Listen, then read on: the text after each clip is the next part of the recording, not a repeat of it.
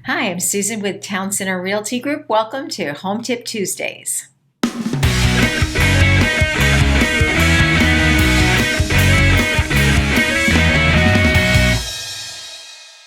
Today we're going to talk about the escrow process in our home buyer series on Home Tip Tuesdays. So what happens once the seller and the buyer finally agree? There may have been a few counteroffers that happen, but once you finally agree on a price and terms, you're going to open up escrow. Now what escrow is it is a third party, it's a neutral third party that just makes sure everything is getting done that's supposed to get done. So once you open up escrow, the buyer will place their earnest money deposit into escrow.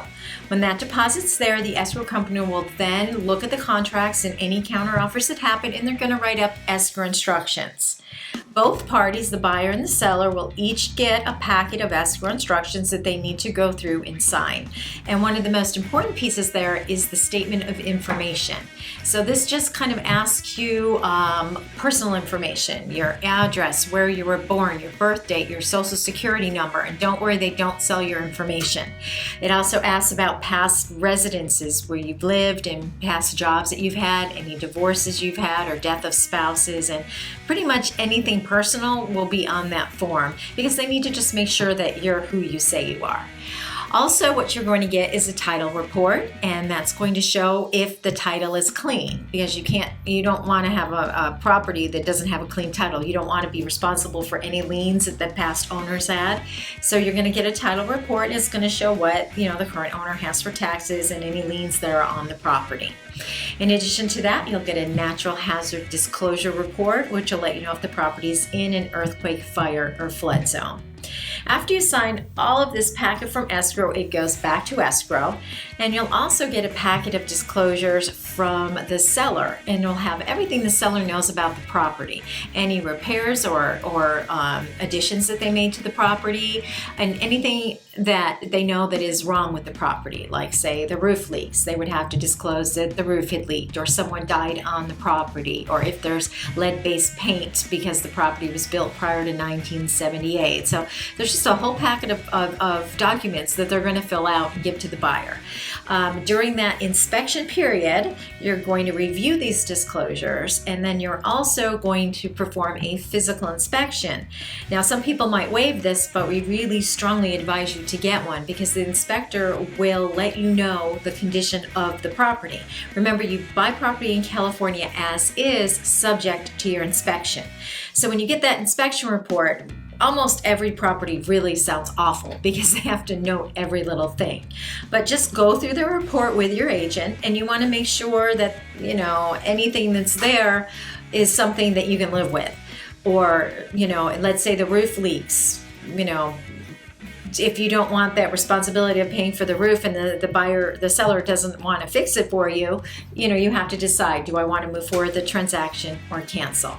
Any repairs that you would want to make sure that you ask for any health or safety repairs with the property. You want to make sure that stuff is all taken care of. After the inspection, you're also going to have a retrofit inspection.